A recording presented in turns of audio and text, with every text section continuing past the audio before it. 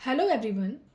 आज के अपने इस क्लास में हम बात करेंगे सेकेंड लैंग्वेज एक्विजिशन की, जिसे एसएलए भी कहा जाता है इन शॉर्ट, और हिंदी में इसे द्वितीय भाषा अर्जन के नाम से जाना जाता है। यहाँ पर हम दो मेन टॉपिक पर फोकस करेंगे, उन्हें समझने की कोशिश करेंगे कि वो क्या हैं, जहाँ से मेनली क्वेश्चन आते हैं। जहाँ पर फर्स्ट वन है आपका स्टीफन क्रैशन की थ्योरी से, जहाँ पर उन्होंने 5 हाइपोथेसिस की बात की है, वहाँ से क्वेश्चन आते हैं। सेकंड है आपका बिग्स और कैल्प से, जो कि एक्रोनिम दिया था जिम कमिंस ने। सो ये टॉपिक हम आज अपने इस क्लास में देखेंगे, डिस्कस करेंगे और समझने की कोशिश करेंगे। सो स्टार्ट करते हैं। Stephen Krashen recognized as the primary contributor to the theory of SLA, developing a set of hypotheses that explain how people acquire a second language. There are 5 main hypotheses. So, जो Stephen Krashen है वो कौन है? उनको recognise किया जाता है, जाना जाता है प्राथमिक कंट्रीब्यूटर। उन्होंने क्या किया है? कंट्रीब्यूट किया है सेकेंड लैंग्वेज एक्विजिशन की थ्योरी में। मतलब उन्होंने आपकी द्वितीय भाषा अर्जन के बारे में कंट्रीब्यूट किया है, उसके बारे में बताया है। Developing a set of hypothesis, जैसा कि मैंने आपको बताया कि उन्होंने क्या किया है, कुछ हाइपोथेसिस दी हैं जिसे हिंदी में परिकल्पनाएं कहते हैं, जो ये बताती हैं कि how people acquire a second language, कि जो लोग हैं वो दूसरी भाषा को कैसे अर्जित करते हैं। जो सेकेंड लैंग्वेज है, यानी एक तो उनकी हो जाती है प्राइमरी, आपका जो फर्स्ट लैंग्वेज है प्राइमरी, जो आप अपने घर से सुनते हो, आपकी फोक लैंग्वेज भी हो सकती है, जो आप स्टार्टिंग से जब आप बॉर्न होते हो तब से आपको जो लैंग्वेज पता होती है वो आपकी फर्स्ट लैंग्वेज है। सेकेंड लैंग्वेज की यहाँ पर बात हो रही है, तो सेकेंड लैंग्वेज उन्होंने हाइपोथेसिस दी जो ये बताती हैं कि जो सेकेंड लैंग्वेज है उसको आप कैसे अर्जित करते हैं, यानी लोग उसको कैसे अर्जित करते हैं, कैसे सीखते हैं। So there are 5 main hypothesis. यहाँ पे 5 हाइपोथेसिस की बात उन्होंने की है, वो कौन सी हैं? द एक्विजिशन लर्निंग हाइपोथेसिस, जिसे एक्वायर्ड लर्न भी कहते हैं। Acquisition learning hypothesis, acquired learn hypothesis. Confuse नहीं होना, एक्विजिशन लर्निंग लिखा है तब भी वो सही है, एक्वायर्ड लर्न है हाइपोथेसिस तो भी वो सही है। Second is the monitor hypothesis. Third is the natural order hypothesis. Fourth the input hypothesis. Fifth one is the affective filter hypothesis. तो स्टीफन क्रैशन है जिन्होंने थ्योरी दी। अपनी उस थ्योरी में इन्होंने, थ्योरी किस चीज़ के बारे में थी? सेकेंड लैंग्वेज एक्विजिशन की, जहाँ से ये पता चलता है इनके हाइपोथेसिस के थ्रू कि जो सेकेंड लैंग्वेज है उसको कैसे सीखा जा सकता है। उन 5 हाइपोथेसिस के नाम आते हैं एग्जाम में, आपको ये नाम याद होने चाहिए कि ये नाम कौन से हैं, मतलब ये कौन सी 5 जो हाइपोथेसिस उन्होंने दी हैं वो कौन सी हैं। ऑप्शन में कभी कभी 4 में से ये होता है, आपको फाइंड करना होता है कि चारों में से कौन सी नहीं है या फिर कौन सी है। सो आपको यही रीज़न है कि आपको वो 5 के नाम याद होने चाहिए। एक क्वेश्चन यहाँ से बनता है। So the acquisition learning hypothesis, acquired learn hypothesis उसी को कहते हैं। Second is the monitor hypothesis, the natural order hypothesis, input hypothesis, affective filter hypothesis. इन्हें आप शॉर्ट में अमनिया के नाम से याद रख सकते हैं। अमनिया, तो आपको ये एक तरीके का एक्रोनिम भी बन जाएगा। AMNIA means A for acquired learn, M monitor, N natural order, I input, and A is affective filter. So AMNIA as a short form, as a acronym आप याद रख सकते हैं। हमने क्या सीखा? स्टीफन क्रैशन ने जो अपनी थ्योरी है उसमें बताया है 5 हाइपोथेसिस के बारे में, जहाँ से हमें पता चलता है कि हम सेकेंड जो लैंग्वेज है उसे कैसे अर्जन कर सकते हैं, उसे कैसे सीख सकते हैं। उनके नाम क्या हैं? उनके नाम आप एमनिया से याद रख सकते हैं, acquired learn hypothesis, monitor hypothesis, natural order hypothesis, input hypothesis and effective filter hypothesis. हम अब इन 5 को देखते हैं कि ये हैं क्या। Acquired learn hypothesis. Acquired learn hypothesis में बताया गया है कि एक्विजिशन जो है वो ज़्यादा इम्पॉर्टेंट है लर्निंग के कंपैरिजन में, यानी भाषा अर्जन को भाषा सीखने से ज़्यादा महत्वपूर्ण बताया गया है। याद कैसे रखेंगे? एक्वायर्ड लर्न हाइपोथेसिस इसका नाम है। एक्वायर्ड मतलब जब हम अनकॉन्शियसली इनफॉर्मल वे में लैंग्वेज को सीखते हैं, जैसे हम अपने एनवायरनमेंट से सीख जाते हैं बिना बुक्स उठाए। हम अपने आसपास में जब हम बॉर्न होते हैं उसके बाद से ही जो हम सुनते हैं वैसा ही हम जिस हमारे एनवायरनमेंट में जो लैंग्वेज बोली जाती है वो हम अपने आप ऑटोमेटिकली बोलने लगते हैं। लर्न में क्या है? लर्न में जब आप कॉन्शियस होकर फॉर्मल वे में लैंग्वेज को सीखते हैं, जैसे आप बुक्स पढ़ते हैं अपनी इंग्लिश को अच्छा करने के लिए। तो यहाँ पर क्या बताया गया? जो आपका एक्विजिशन है, जो एक्वायर की गई है यानी एनवायरनमेंट से, वो ज़्यादा इंपॉर्टेंट है किससे? लैंग्वेज को लर्न करने से। तो वही चीज़ है, acquisition is more important than learning. किस में बताया गया है? एक्वायर्ड लर्न हाइपोथेसिस में। हाइपोथेसिस मीन का मतलब होता है परिकल्पना। Monitor hypothesis, second is monitor hypothesis. जैसा कि नाम है, नाम पे आपको फोकस करना है। मॉनिटर हाइपोथेसिस, मॉनिटर हाइपोथेसिस में क्या होता है? जैसे जब बच्चा बोलना सीख गया, हम यहाँ लैंग्वेज की बात कर रहे हैं, तो एग्जाम्पल के लिए इंग्लिश। जब बच्चा इंग्लिश बोलना स्टार्ट कर देता है तब वहाँ पर उसमें जो भी मिस्टेक्स होती हैं, जो भी एरर्स आएंगी, जो भी डेविएशन होगा, उसको करेक्ट करने का काम, जहाँ पर गलतियाँ हो रही हैं, वो बताएगा कौन? मॉनिटर। सो मॉनिटर हाइपोथेसिस क्या है? Helps people learn a SL means second language by using a conscious system to edit speech. मतलब भाषा में जो करेक्शन का काम है, एडिट करना मतलब जो मिस्टेक्स हो रही हैं उनको कॉन्शियस यानी अनकॉन्शियसली तो हो नहीं रहा है, वो हम सुन रहे हैं, फिर उसमें करेक्शन करना, एडिट करना, जहाँ पर गलतियाँ हो रही हैं वो काम कौन करता है? मॉनिटर करता है। और मॉनिटर कौन है? मॉनिटर है आपकी लर्निंग, यानी जो आपने सीखा है उसके थ्रू, यानी रूल्स, एक तरीके से रूल्स के थ्रू फिर आप उसको एडिट करना स्टार्ट करते हैं। एग्जाम्पल के लिए, जैसे जब बच्चा बोलना शुरू करता है, अगर वो इंग्लिश में बात करना शुरू कर रहा है तो ऑब्वियस है किसी से भी, कोई भी लर्नर है तो उससे मिस्टेक्स होंगी। तो यहाँ पर मॉनिटर का यूज़ भी हमें लिमिट में करना है। जैसे कुछ होते हैं ओवर यूज़ करते हैं, यानी जैसे ही बच्चा बोलना स्टार्ट कर रहा है वैसे ही अगर कुछ मिस्टेक दिखी तो आप वहाँ पर उसको टोक देते हैं और बार बार टोकते हैं। ऐसा भी नहीं करना है, बच्चे को बोलने देना है, थोड़ा बहुत करेक्शन करते चलना है। तो हमें बहुत ज़्यादा नहीं रोक टोक करनी है। जब बच्चा बोल रहा है कंप्लीट होने पर उसे छोटी छोटी मिस्टेक्स उसकी बता देनी चाहिए, ना तो बहुत ज़्यादा उसको टोकना है ना बहुत कम, उसको बैलेंस वे में। सो मॉनिटर करना मतलब बैलेंस वे में हमें स्पीच को एडिट करना है, यानी जहाँ मिस्टेक्स हो रही हैं उनको रेक्टिफाई करना है, उनको सुधारते हुए चलना है। यही है monitor hypothesis. Third one is natural order hypothesis. नाम से ही पता चल रहा है नेचुरल ऑर्डर मीन्स जो नेचुरल मतलब जो प्राकृतिक तौर पर है, वो क्रम की परिकल्पना। So natural order means children acquire grammatical structure in a predictable order यानी सीक्वेंस। जो बच्चे हैं या जो भी लर्नर हैं वो क्या होंगे? वो एक ग्रामेटिकल स्ट्रक्चर के थ्रू सीक्वेंस को फॉलो करेंगे।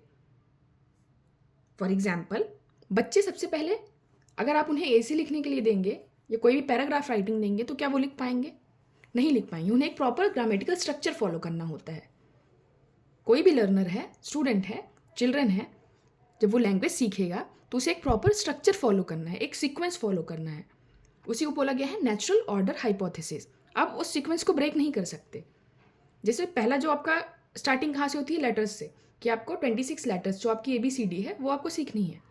उसके बाद अगर आप ABCD के बाद भी बोल दो कि आपको डायरेक्ट ऐसे में आ जाना है पैराग्राफ राइटिंग में, तो वो भी नहीं होगा। उसका एक प्रॉपर सीक्वेंस है।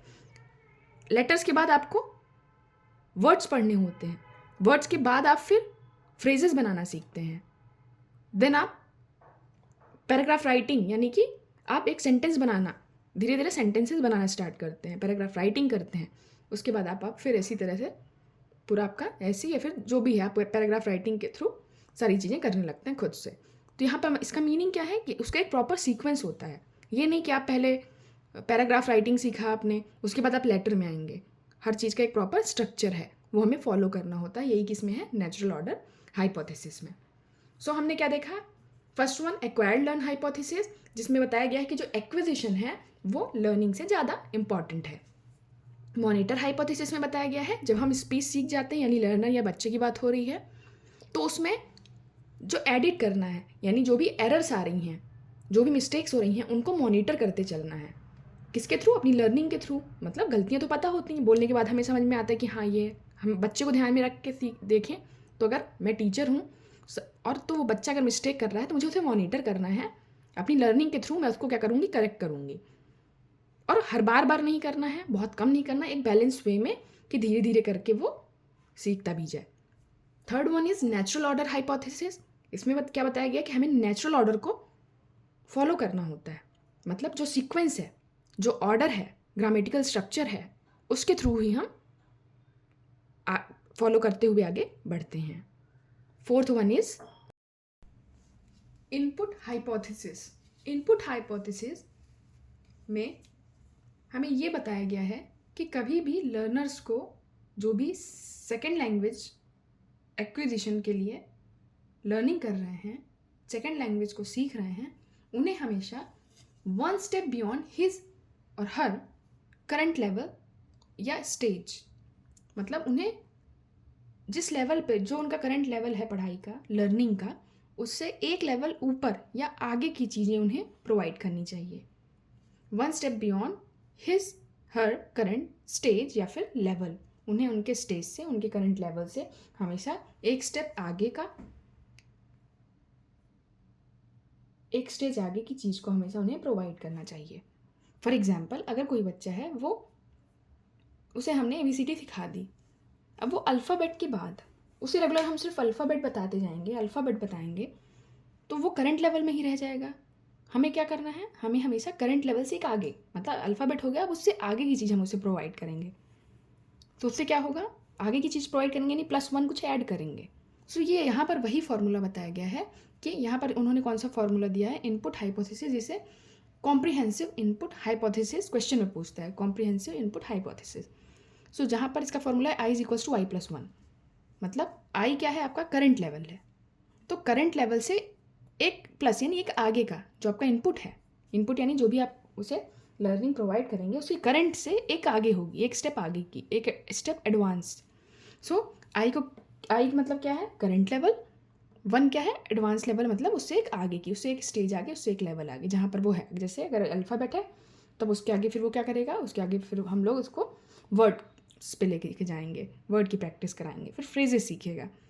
सो ऐसे ही याद रखना है, I = I+1 क्या है, ये इनपुट हाइपोथेसिस, जहाँ पर I मतलब जो करंट लेवल है, हमेशा उससे एक लेवल आगे की चीज़ हमें प्रोवाइड करानी है। नेक्स्ट जो है वो है आपका last, affective filter hypothesis. Affective filter hypothesis, affect मतलब प्रभाव, फिल्टर करना, हाइपोथेसिस परिकल्पना।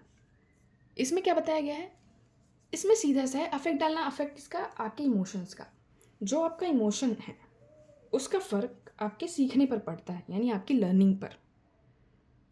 अगर आप इमोशनली पॉजिटिव हैं तब आपकी जो एक्विजिशन होगी, जो आपका लर्निंग है वो क्या होगा, अच्छा होगा।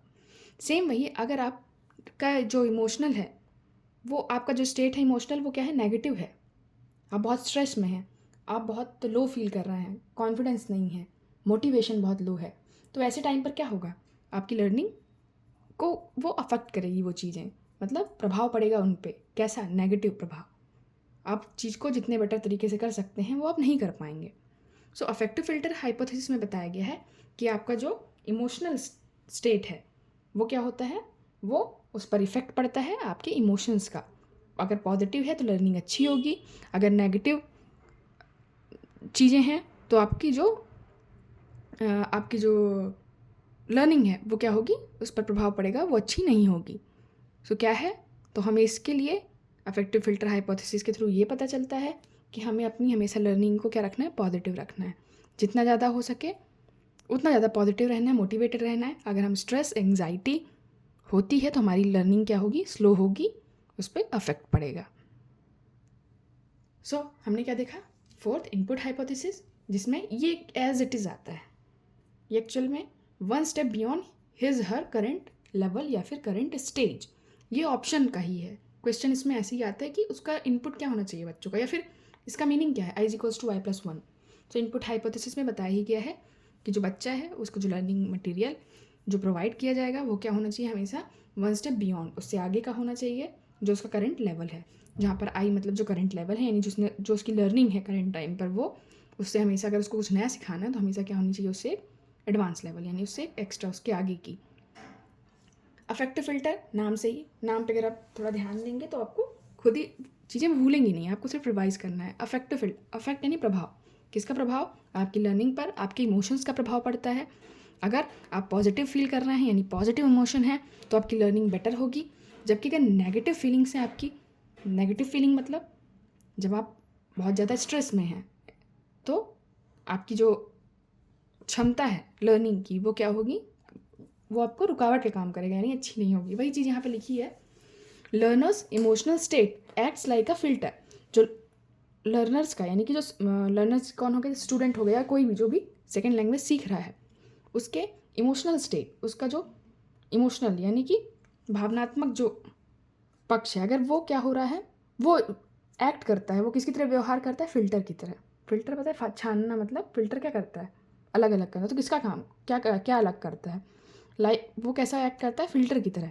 कैसे फिल्टर, अगर positive emotion allow for a better learning, positive emotions हैं यानी अगर आप मोटिवेटेड हो, अच्छा फील कर रहे हो, तो वो क्या होगी, आपकी लर्निंग अच्छी होगी, बेटर होगी।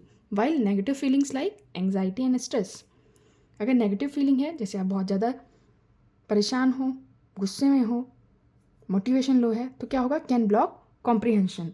कॉम्प्रीहेंशन मतलब कॉम्प्रीहेंड करना, यानी किसी भी चीज़ को समझना, वो समझने में आपको क्या होगी, दिक्कत होगी, ब्लॉक करेगा, यानी उस चीज़ में रुकावट पैदा करेगा। Acting as a barrier to new language acquisition, उससे आपको कॉम्प्रीहेंड नहीं कर पाओगे और वो चीज़ आपको रुकावट पैदा करेगी किस चीज़ में, लैंग्वेज एक्विजिशन, यानी कि लैंग्वेज को सीखने में, लैंग्वेज के अर्जन में, भाषा को सीखने में दिक्कत होगी। सो पांचों हाइपोथेसिस हमने पढ़ लिए। जो हमारा नेक्स्ट टॉपिक है वो है जिम कमिंग्स का, जो उन्होंने 2 एक्रोनिम्स दिए थे उन्हें हम देखेंगे।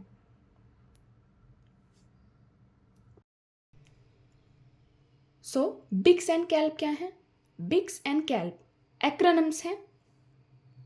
किसने दिया था, जिम कमिंस ने दिया था। जिम कमिंस प्रोफेसर थे, सेकेंड लैंग्वेज एजुकेटर थे, जिन्होंने ये टर्म कॉइन किया था, टर्म दिया था एक्रोनिम्स के थ्रू, यानी बिग्स एंड कैल्प। एक्रोनिम क्या होते हैं, शॉर्ट फॉर्म होते हैं, यानी वर्ड के इनिशियल लेटर को, स्टार्टिंग के जो लेटर होते हैं उनसे मिलके बना होते हैं जो वर्ड, उन्हें क्या बोलते हैं, एक्रोनिम्स। सो 2 इन्होंने क्या दिए, एक्रोनिम दिए, 2 शॉर्ट फॉर्म दिए, एक था बिग्स, एक था कैल्प, इन्हीं के बारे में हम पढ़ रहे हैं। सो किसने दिया था, जिम कमिंस ने।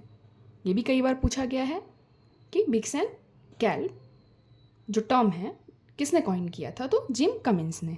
कौन थे, सेकेंड लैंग्वेज एक्विजिशन के एजुकेटर थे, प्रोफेसर थे। बिग्स का फुल फॉर्म क्या है, बिग्स का फुल फॉर्म है basic interpersonal communicative skill. CALP का फुल फॉर्म क्या है, cognitive academic language proficiency. So BICS and CALP की फुल फॉर्म, बिग्स का full form basic interpersonal communicative skill, CALP का कॉग्निटिव एकेडमिक लैंग्वेज प्रोफिशिएंसी। सबसे पहले हम बिग्स देखेंगे। सो बिग्स का हमने क्या देखा, फुल फॉर्म देखा, बेसिक इंटरपर्सनल कम्युनिकेटिव स्किल। तो क्या है बिग्स, कम्युनिकेटिव स्किल है, यूज्ड इन इनफॉर्मल सेटिंग। कहाँ यूज होती है, इनफॉर्मली, यानी जब बच्चा कैजुअल बातचीत करता है। कैजुअल बातचीत यानी इनफॉर्मल सेटिंग का मतलब क्या है, जब वो स्कूल के अंदर नहीं है, मीन्स क्लासरूम के में नहीं है। क्लासरूम में क्या होगा, वो फॉर्मल बात करेगा, उसे कुछ भी बोलने की आज़ादी नहीं है। तो यूज्ड इन इनफॉर्मल सेटिंग, जैसा बस में करेगा, प्लेग्राउंड में जाएगा तब वो करेगा, जब अपने यानी कि क्या, जब वो अपने ग्रुप के लोगों के साथ होता है, यानी उसके जो पीयर्स हैं, उसके जो फ्रेंड्स हैं उनके साथ होता है, तब वो जिस लैंग्वेज का यूज़ करता है वो क्या है, वो है आपकी बिग्स। सो किसके साथ यूज़ करता है? With peers, friends and family. कहाँ यूज़ होती है? Day to day living. Day to day living, day to day language जो यूज़ करता है वो, यानी रोज़मर्रा एवरीडे लाइफ में, तो उसे क्या बोलते हैं? वो होती है आपकी बिग्स। डे टू डे लिविंग यानी डे टू डे लैंग्वेज को ही हियर एंड नाउ भी कहते हैं। अगर क्वेश्चन में हियर एंड नाउ का यूज़ हुआ है, जब अभी हम क्वेश्चन करेंगे तो हम देखेंगे, तब हमें क्लियर हो जाएगा कि किस तरीके के क्वेश्चन आते हैं। So day to day living या day to day language here and now अगर दिया है तो आपको ये चीज़ समझ में आ जानी चाहिए कि वो रोज़मर्रा की बात हो रही है, here and now. Are developed in 1 to 3 years, up to 3 years, मतलब 1 से लेके 3 साल के बच्चों में ये क्या होती है? डेवलप हो जाती है। क्या? बिग्स, बेसिक इंटरपर्सनल कम्युनिकेटिव स्किल्स। हमने अभी तक क्या देखा कि बिग्स और कैल्प दो टर्म दिए गए। किसने दिया? जिम कमिंस ने दिया। कौन थे? प्रोफेसर थे, सेकेंड लैंग्वेज एजुकेटर थे।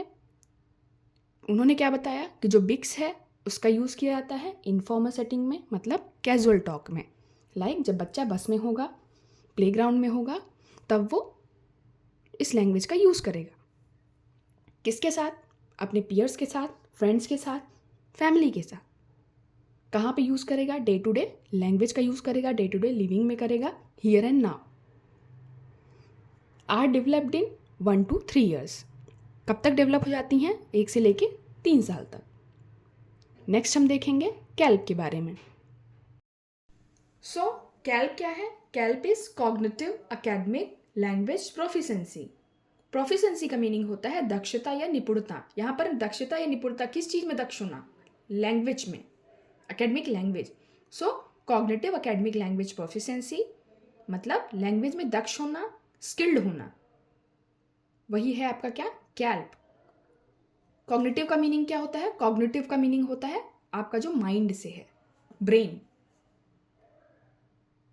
प्रोफिशिएंसी मतलब दक्ष होना। सो कॉग्निटिव एकेडमिक लैंग्वेज प्रोफिशिएंसी में क्या है? जब आप लैंग्वेज में क्या हो जाते हो? प्रोफिशिएंट हो जाते हो।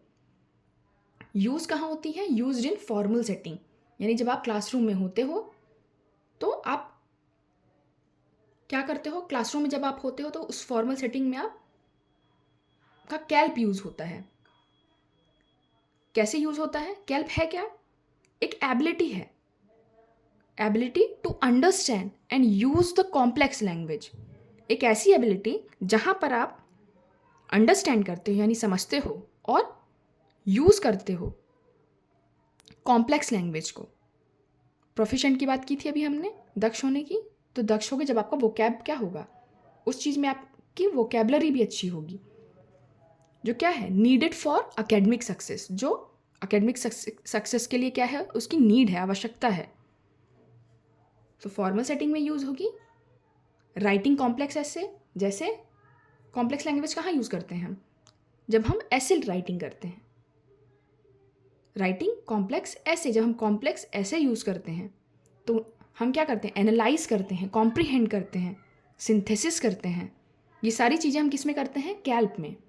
प्रोफिशिएंट हम कब होंगे? प्रोफिशिएंट यानी दक्ष होना मतलब क्या? जब उस लैंग्वेज पर आपकी पकड़ होगी। कॉम्प्लेक्स ऐसे जब हम लिखेंगे तो ऐसे राइटिंग में क्या होता है?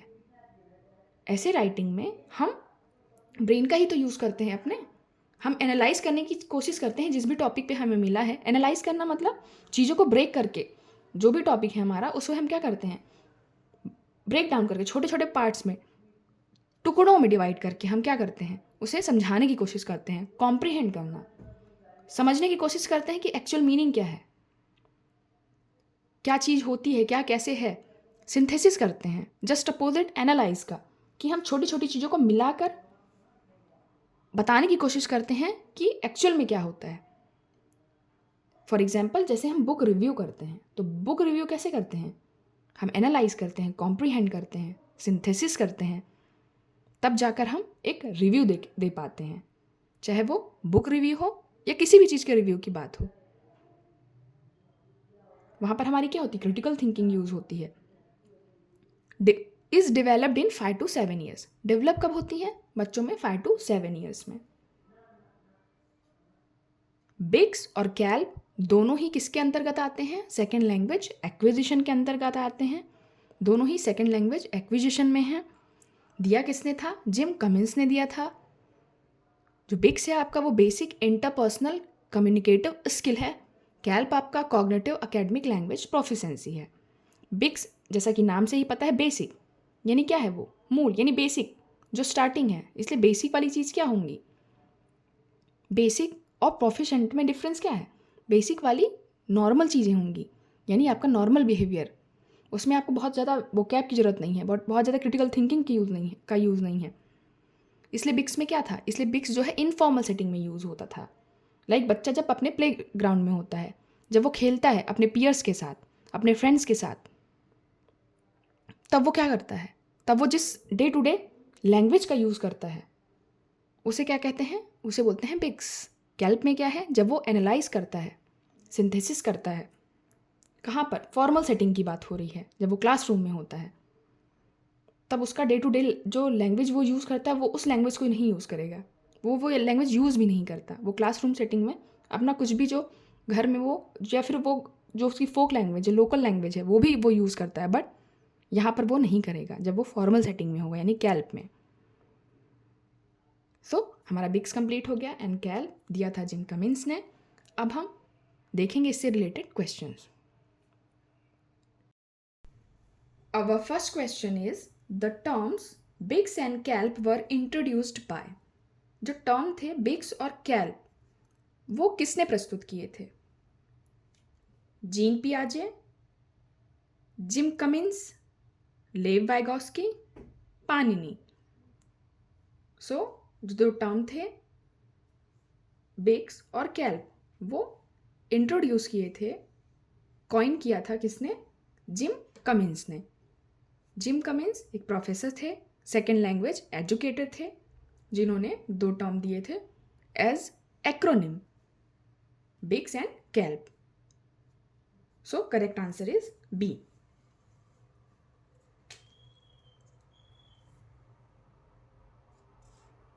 नेक्स्ट क्वेश्चन इज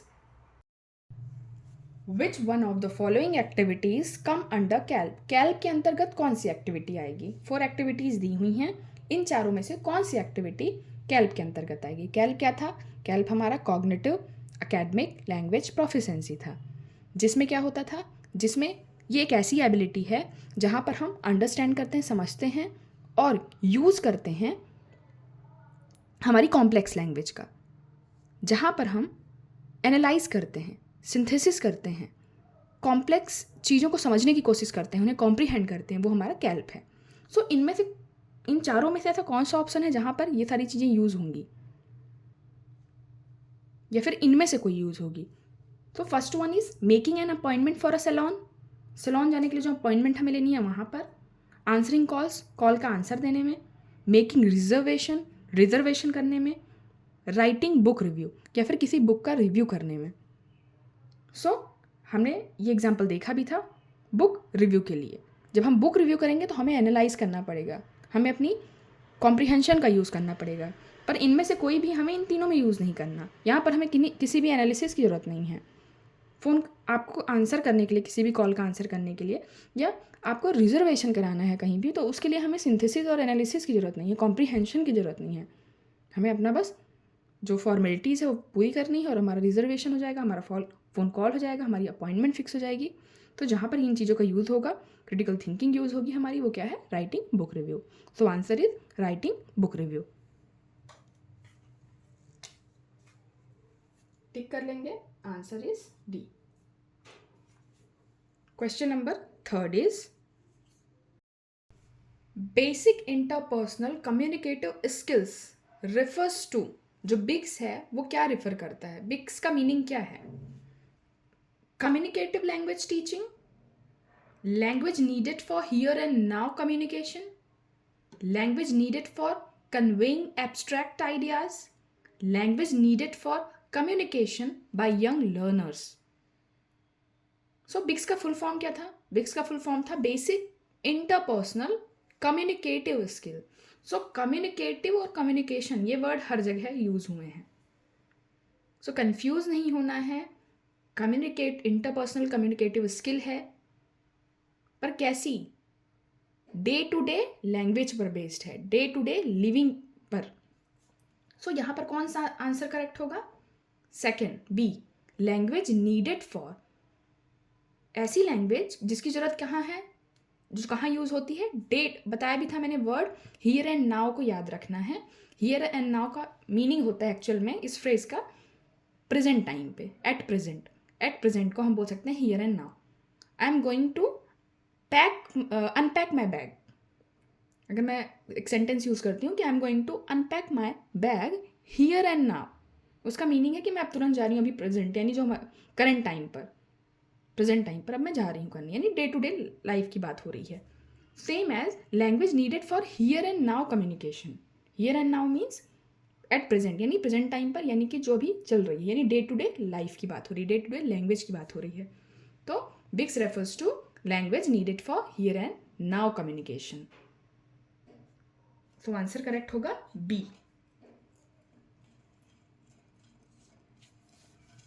कंफ्यूज नहीं होना है, कम्युनिकेटिव लैंग्वेज टीचिंग ऐसा हमने कुछ भी नहीं पढ़ा है, सेकेंड लैंग्वेज एक्विजिशन में ऐसा कुछ भी नहीं है। बिक्स में क्या ऐसा कुछ था? कम्युनिकेटिव लैंग्वेज टीचिंग नहीं है, सिर्फ इंटरपर्सनल कम्युनिकेटिव को याद को उसका फुल फॉर्म समझ के गलत नहीं करना है, क्योंकि बिक्स सीधा सा है कि डे टू डे आपकी language day to day living पर बात करता है, पर बेस्ड होता है इनफॉर्मल सेटिंग्स में। इसका जस्ट अपोजिट जो आपका कैल्प था, वहाँ पर आपकी फॉर्मल सेटिंग की बात होती है, जहाँ पर आप क्रिटिकल थिंकिंग का यूज़ करते हो, कॉम्प्लेक्स आपकी लैंग्वेज होती है, ये सारा कुछ। So question number 4 is, a teacher organizes the following activity every day, divides the class into groups of 5 and gives some day-to-day functions themes for conversation in the groups, and later she picks up one from each group and asks the group to converse as a whole class activity. What is she attempting to promote? जो teacher हैं, जो शिक्षिका हैं, वो किस चीज़ को promote करने की कोशिश कर रही हैं इस एक्टिविटी के माध्यम से, हमें ये बताना है। किस चीज़ को बढ़ावा देने की कोशिश कर रही हैं, किस चीज़ का प्रचार प्रसार कर रही हैं। तो ये कौन सी एक्टिविटी है? क्या ये बिक्स है, कैल्प है, डिस्कस कंपिटेंसी है, ग्रुप डिस्कशन है? इन चारों में क्या है? सो अगर हम इस पूरे पैराग्राफ को देखें तो यहाँ पर जो मेन चीज़ दी हुई है वो क्या है? गिव सम, क्या दे रही हैं वो? डे टू डे फंक्शन और थीम फॉर कॉन्वर्सेशन के लिए वो उन्हें डेली लाइफ से रिलेटेड, यानी हमने पढ़ा था कहीं पर, अगर आपको याद हो, हमने डिस्कस किया था डे टू डे लिविंग या डे टू डे लैंग्वेज की जब बात होती है कॉन्वर्सेशन में, जो कि क्या है? इनफॉर्मल कॉन्वर्सेशन है। इनफॉर्मल जो है वो आपकी क्या है? लैंग्वेज का यूज़ होगा, मतलब कॉन्वर्सेशन में इनफॉर्मली। तो वहाँ पर हमारा क्या था? बिक्स था, बेसिक इंटरपर्सनल कम्युनिकेटिव स्किल, जो कहाँ पर यूज, जहाँ पर जो बच्चा अपने पीयर्स के साथ, फ्रेंड्स के साथ, फैमिली के साथ जिस लैंग्वेज का यूज़ करता है उस टाइम पर, वो क्या होती है? आपकी बिक्स डे टू डे लैंग्वेज होती है, यानी बिक्स के अंदर आती हैं। तो हमारा करेक्ट आंसर क्या है? बिक्स। कैल्प में क्या है? कैल्प में आपका क्रिटिकल थिंकिंग, यानी आपका एनालिसिस, सिंथेसिस, कॉम्प्रिहेंशन, ये सारी चीज़ें इंक्लूड होती हैं, जो कि क्या है? एक फॉर्मल, जहाँ पर आप कोई भी चीज़ क्या करते हो? फॉर्मल वे में करते हो, इनफॉर्मल नहीं होती। So answer A is correct. Next question is, a language teacher firstly asks students to introduce themselves to each other in the class. Then she asks them to introduce their friend to each other. This activity will help them to increase. एक भाषा शिक्षिका है जो पहले बच्चों को खुद को इंट्रोड्यूस, अपने आप को इंट्रोड्यूस करने के लिए कहती हैं एक दूसरे से।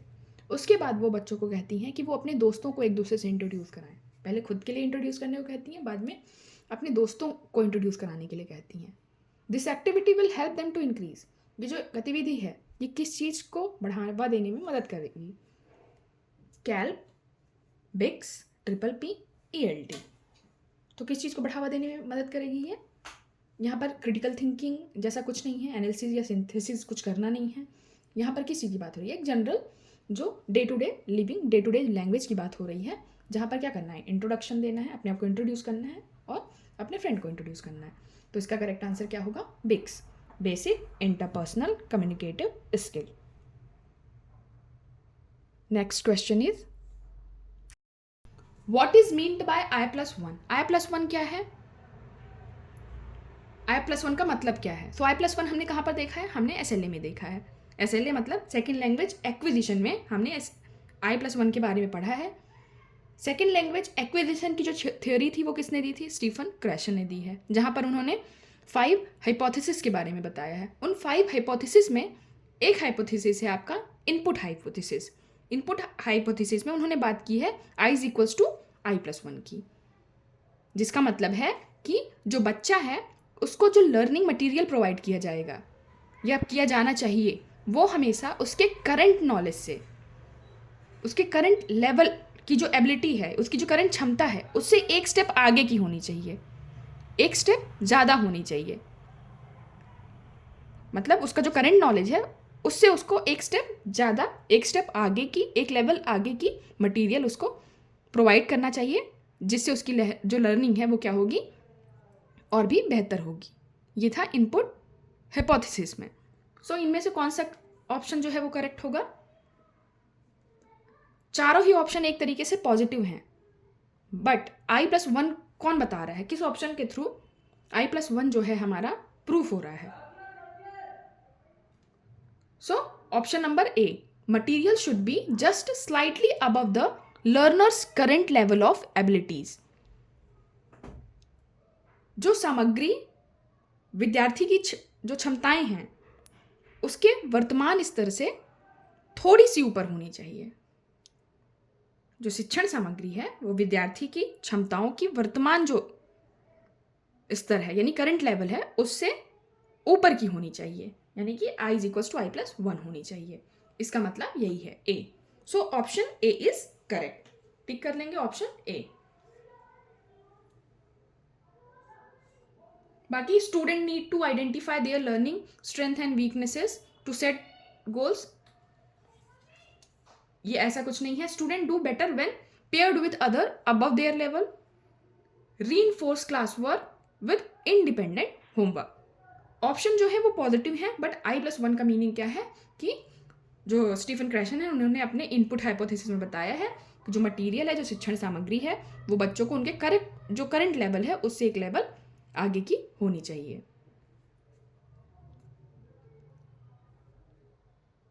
सो हमारे क्वेश्चन आंसर यहीं पर एंड करते हैं हम। इसके आगे हम अपने नेक्स्ट क्लास में कुछ नेक्स्ट टॉपिक के थ्रू प्रेजेंट होंगे। Till then thank you.